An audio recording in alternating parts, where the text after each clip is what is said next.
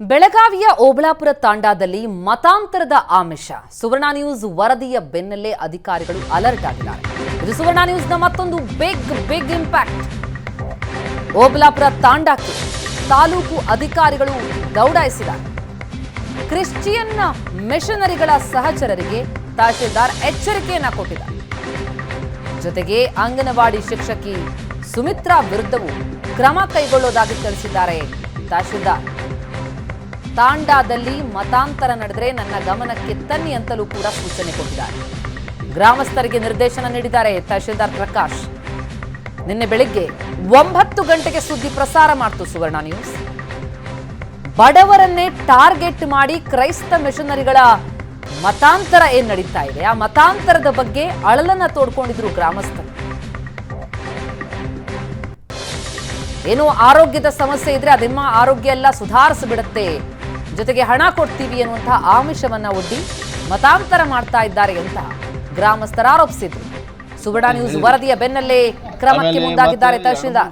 Activities ಮಾಡಕತ್ತಾರು, ಅದರಿಂದ ನಮ್ದು ಸಂಪ್ರದಾಯ ಎಲ್ಲ ಹಾಳಾಗ್ಲಾಗತ್ತೈತೆ ನೀವು ಹೇಳಿದ್ರಿ. ಅದನ್ನೆಲ್ಲ ನಾವು ಈಗ ವಿಚಾರ ಮಾಡೀವಿ. ಮಧ್ಯಾಹ್ನದಾಗ ಅವ್ರು ಯಾರು ಅಂಗನವಾಡಿ ಅವ್ರದಾರು ಅವ್ರನ್ನೂ ನಾವು ಆಫೀಸಿಗೆ ಕರೆದ ಅವ್ರನ್ನೂ ವಿಚಾರಣೆ ಮಾಡ್ತೀವಿ.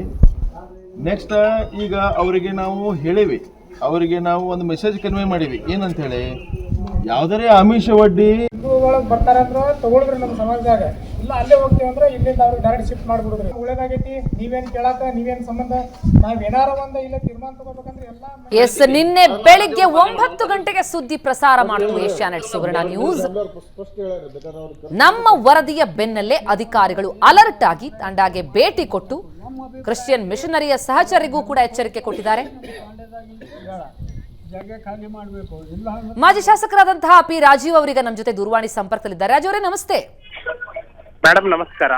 ಈ ತಾಂಡದಲ್ಲಿ ಆಗ್ತಾ ಇರುವಂತಹ ಘಟನೆ ಸರ್, ಈಗ ನಮ್ಮ ವರದಿ ಬೆನ್ನಲ್ಲೇ ಈಗ ಅಲರ್ಟ್ ಆದಂತೆ ಕಂಡು ಬರ್ತಾ ಇದೆ. ಎಚ್ಚರಿಕೆಗಳನ್ನ ಕೂಡ ತಹಶೀಲ್ದಾರ್ ಕೊಡ್ತಿದ್ದಾರೆ. ಆದ್ರೆ ಇಂತಹ ಘಟನೆಗಳು ಯಾವುದೇ ರೀತಿಯಲ್ಲೂ ಕೂಡ ಆಗಬಾರ್ದು, ಬಹಳ ದೊಡ್ಡ ಅನ್ಯಾಯ ಸಮಾಜಕ್ಕೆ ಅಂತ.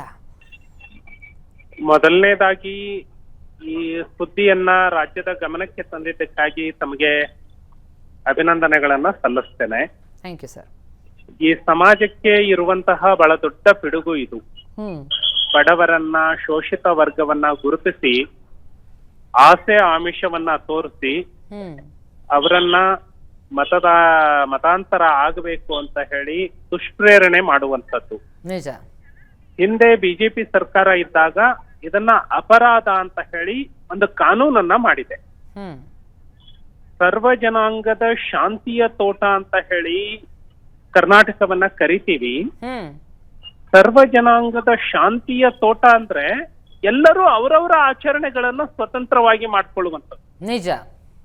ಕ್ರೈಸ್ತರು ಕ್ರೈಸ್ತರಾಗೇ ಇರಬೇಕು, ಮುಸ್ಲಿಮರಾಗೇ ಇರಬೇಕು, ಹಿಂದೂಗಳಾಗೇ ಇರಬೇಕು.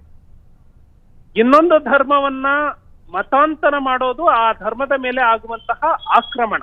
ಎಸ್, ಇಂಥ ಸಂದರ್ಭದಲ್ಲಿ ಸರ್ ಈ ತರ ಘಟನೆಗಳಾಗಬಾರ್ದು. ಈಗ ಆಗಿದೆ, ಈಗ ಅಧಿಕಾರಿ ವರ್ಗಗಳು ಎಚ್ಚರಿಕೆಯನ್ನ ಕೊಡ್ತಿದ್ದಾರೆ ನಿಜ. ಆದ್ರೆ ತಾವು ಸಮಾಜದ ಒಬ್ಬ ಮುಖಂಡರಾಗಿ, ಮುಖ್ಯ ನಾಯಕರಾಗಿ ಯಾವ ರೀತಿಯಲ್ಲಿ ಇದನ್ನ ಬದಲಾವಣೆ ಮಾಡಬಹುದು, ಹೇಗೆ ಜನರ ಮನಸ್ಥಿತಿಯನ್ನ ಬದಲಾಯಿಸಬಹುದು ಅಂತ ಹೇಳ್ತೀರಿ? ಏನ್ ಕ್ರಮ ಆಗಬೇಕು, ಏನ್ ಹೆಜ್ಜೆ ಇಡಬೇಕು? ನಾನು ತಾಂಡಾ ಅಭಿವೃದ್ಧಿ ನಿಗಮದ ಅಧ್ಯಕ್ಷನಾದಾಗ ಇದರ ಬಗ್ಗೆ ಬಹಳಷ್ಟು ಜಾಗೃತಿ ಮಾಡುವಂತಹ ಕೆಲಸಗಳನ್ನ ಮಾಡಿದ್ವಿ. ತಾವು ಇದನ್ನ ಬೆಳಕಿಗೆ ತಂದ ಮೇಲೆ ಇಲ್ಲಿಯವರೆಗೆ ಕಾನೂನು ಅನ್ನೋದು ಒಂದಿದೆ, ಕಾನೂನಿನ ಮೇಲೆ ಕ್ರಮ ಆಗ್ಬೇಕಿತ್ತು. ಈಗ ಅಧಿಕಾರಿಗಳು ಅಲರ್ಟ್ ಆದ್ರು, ಸಂತೋಷ. ಆದ್ರೆ ಅದ್ರ ಕ್ರಮ ಏನಾಯ್ತು? FIR ಆಗ್ಬೇಕು, ಕಾನೂನಿನ ಉಲ್ಲಂಘನೆ ಏನಾಗಿದೆ ಅವ್ರ ಮೇಲೆ ಶಿಕ್ಷೆ ಆಗ್ಬೇಕು. ಇದನ್ನ ಬಿಟ್ಟು ಜಸ್ಟ್ ಅಲರ್ಟ್ ಆದ್ರು ಅಂತ ಹೇಳಿದ್ರೆ ನ್ಯಾಯ ಸಿಗೋದಿಲ್ಲ. ಇದು ವ್ಯವಸ್ಥಿತವಾಗಿ ನಡೀತಾ ಇದೆ ಇಡೀ ದೇಶಾದ್ಯಂತ, ರಾಜ್ಯಾದ್ಯಂತ. ಇದನ್ನ ನಾವು ಹತ್ತಿಕ್ಕಬೇಕು ಅಂತ ಹೇಳಿದ್ರೆ ಅಧಿಕಾರಿಗಳು ಈಗಿರುವಂತಹ ಕಾನೂನನ್ನ ಬಳಸಬೇಕು. ಕಾನೂನಿನ ಪುಸ್ತಕಕ್ಕೆ ಧೂಳು ಹಿಡಿದು ಕೂತಿದ್ರೆ ಟಿವಿಯಲ್ಲಿ ಬಂತು, ಅಧಿಕಾರಿಗಳು ಬಂದು ಹೇಳೋದ್ರು ನಮಗೇನಾಯ್ತು ಅನ್ನೋ ಒಂದು ನಿರ್ಭಯ ಅವರಲ್ಲಿ ಹುಟ್ಟುಕೊಳ್ಳುತ್ತೆ. ಮತ್ತೊಂದ್ ಕಡೆ ಜಾಗೃತಿ ಆಗ್ಬೇಕಾ? ಈ ಅಮಾಯಕರನ್ನ ಇವ್ರೇನು ಆಮಿಷ ಒಡ್ಡಿ ಬಳಸ್ಕೊಳ್ತಾ ಇದ್ದಾರೆ, ಮತಾಂತರಕ್ಕೆ ಮುಂದಾಗ್ತಾ ಇದ್ದಾರೆ. ಆ ಅಮಾಯಕರಿಗೆ ಏನ್ ನಿಜಕ್ಕೂ ಏನ್ ಆಗ್ತಾ ಇದೆ ಅನ್ನೋದ್ರ ಬಗ್ಗೆ ಅರಿವು ಮೂಡಿಸುವಂತ ಪ್ರಯತ್ನಗಳಾಗಬೇಕಿದೆಯಾ ಅಂತ? ಖಂಡಿತವಾಗಿ ಒಂದು ಸಮಾಜದ ಜವಾಬ್ದಾರಿಯೂ ಇದೆ. ತಮ್ಮಂತಹ ಮಾಧ್ಯಮ ಇದನ್ನ ಸಮಾಜಕ್ಕೆ ಜಾಗೃತಿ ಮೂಡಿಸುವಂತಹ ಕೆಲಸ ಮಾಡ್ತಾ ಇದೆ. ಹ್ಮ್ ಸಮಾಜದ ಪರಿವಾರದ ಮುಖಂಡರು ಇದನ್ನು ಕೂಡ ಜಾಗೃತಿ ಮಾಡಬೇಕು. ಹ್ಮ್ ಗ್ರಾಮಸ್ಥರು ತಿಳುವಳಿಕೆಯನ್ನ ಹೇಳಬೇಕು. ಹ್ಮ್ ನಾವು ಮೂಢನಂಬಿಕೆಯ ವಿರೋಧಿಗಳು ಅಂತ ಹೇಳ್ತೀವಿ. ಹ್ಮ್ ಅಲ್ಲಿ ಯಾವ್ದೋ ಪ್ರೇಯರಿಗೆ ಹೋಗ್ಬಿಟ್ರೆ ನಿನ್ನ ತಲೆನೋವು ಹೋಗತ್ತೆ ಅಂತ ಹೇಳಿ, ಜ್ವರ ಬಂದ್ರೆ ಸಹಜವಾಗಿ 3 ದಿನಕ್ಕೆ ಜ್ವರ ಹೋಗತ್ತೆ, ಹ್ಮ್ ಕೆಮ್ಮು ಬಂದ್ರೆ 3 ದಿನಕ್ಕೆ ಕೆಮ್ಮು ಹೋಗ್ಬಿಡತ್ತೆ, ಯಾವುದೇ ಔಷಧಿ ತಗೊಳ್ಳಿಲ್ಲ ಅಂದ್ರು. ಹ್ಮ್ ಇವರು ನಾನು 3 ದಿನ ಅಲ್ಲಿಗೆ ಹೋದೆ, ನಂದು ಶೀತ ಕಡಿಮೆ ಆಯ್ತು, ನಂದು ಜ್ವರ ಕಡಿಮೆ ಆಯ್ತು ಅಂತ ಹೇಳಿ ಆ ಕಾರಣಕ್ಕಾಗಿ ಮತಾಂತರ ಆಗ್ಬಿಡೋದಿದೆಯಲ್ಲ, ಹ್ಮ್ ಇದು ಬಹಳ ದೊಡ್ಡ ಅನ್ಯಾಯ. ಇದು ಸಮಾಜದ ಜವಾಬ್ದಾರಿ ಇದೆ, ನಾಗರಿಕರ ಜವಾಬ್ದಾರಿ ಇದೆ, ಸಂಘಟನೆಗಳ ಜವಾಬ್ದಾರಿ ಇದೆ. ತಾವು ಮಾಧ್ಯಮದವರಾಗಿ ನಮ್ಮ ಕಣ್ಣನ್ನ ತೆರೆಸಿದ್ದೀರಿ, ಇನ್ನು ಮುಂದಾದ್ರೂ ನಾವೆಲ್ಲರೂ ಇದನ್ನ ಮಾಡಬೇಕು. ಅದರ ಜೊತೆಗೆ ಅಧಿಕಾರಿಗಳು ಕಾನೂನಿನ ಕ್ರಮವನ್ನು ಕೂಡ ಅಳವಡಿಸಬೇಕು ಅಂತ ಹೇಳಿ. ತಾವು ತಮ್ಮ ಜವಾಬ್ದಾರಿನ ಯಾವ ರೀತಿಯಲ್ಲಿ ತೋರೋದಕ್ಕೆ ಈಗ ಪ್ರಯತ್ನ ಮಾಡ್ತೀರಿ? ಯಾವ ಹೆಜ್ಜೆ ನೀಡಬೇಕು ಅನ್ನೋ ನಿರ್ಧಾರಕ್ಕೆ ಬಂದಿದ್ದೀರಿ ತಾವು? ನಾನು ನಾಳೆ ರಾಮದುರ್ಗಕ್ಕೆ ನಾನು ಕೂಡ ಭೇಟಿ ಕೊಡುವಂತಹ ಇದನ್ನ ಮಾಡಿದ್ದೇನೆ.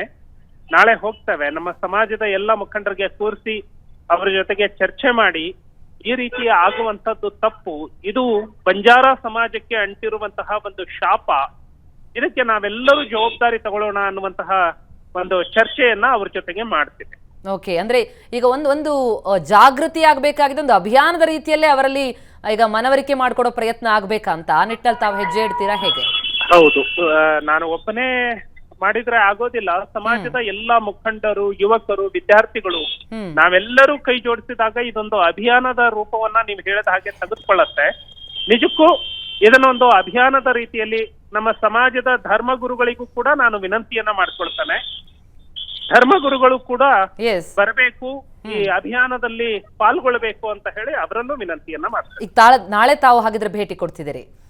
ತಾವು ಇಷ್ಟೆಲ್ಲ ಪ್ರಸಾರವನ್ನ ಮಾಡಿ ಜಾಗೃತಿಯನ್ನ ಮೂಡಿಸಿದಾಗ ಆ ಸಮಾಜದ ಒಬ್ಬ ಮುಖಂಡನಾಗಿ ನಾನು ಹೋಗ್ಲಿಲ್ಲ ಅಂದ್ರೆ ಅದು ಬಹಳ ದೊಡ್ಡ ತಪ್ಪು ಆಗತ್ತೆ. ಅದು ನನ್ನ ಜವಾಬ್ದಾರಿ. ನಾನು ನಾಳೆನೆ ಅಲ್ಲಿಗೆ ಭೇಟಿಯನ್ನ ಕೊಡ್ತೀನಿ. Yes, thank you so much Raju ಅವರೇ. ಇಂತಹ ರೀತಿಯಲ್ಲಿ ಮತ್ತೆ ಘಟನೆಗಳು ನಡೀದೇ ಇರಲಿ ಅನ್ನೋದು ನಮ್ಮ ಕಳಕಳಿ. ಆ ನಿಟ್ಟಿನಲ್ಲಿ ಸಮಾಜ, ಸಮುದಾಯ, ಮುಖಂಡರುಗಳು, ಜನ ಎಲ್ಲರೂ ಕೂಡ ಜಾಗೃತ ಆಗಬೇಕಾಗಿದೆ. ಅಧಿಕಾರಿಗಳು ದೌಡಾಯಿಸಿದ್ದಾರೆ ನಿಜ. ಮಾಜಿ ಶಾಸಕ ರಾಜು ಅವರು ಹೇಳ್ತಾ ಇದ್ರು, ಕೇವಲ ಎಚ್ಚರಿಕೆ ಕೊಟ್ಟರೆ ಸಾಲದು, ಕ್ರಮ ಆಗಬೇಕು, ಅವರಿಗೆ ಭಯ ಮೂಡಬೇಕು.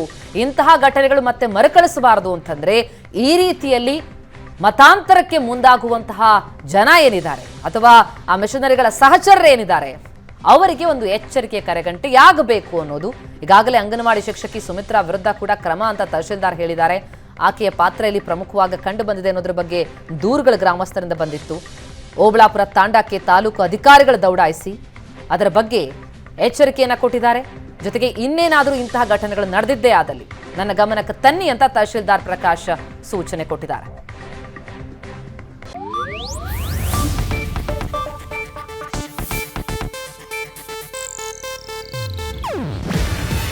ಇದು ಏಷ್ಯಾನೆಟ್ ನ್ಯೂಸ್ ನೆಟ್ವರ್ಕ್ ಪ್ರಸ್ತುತಿ.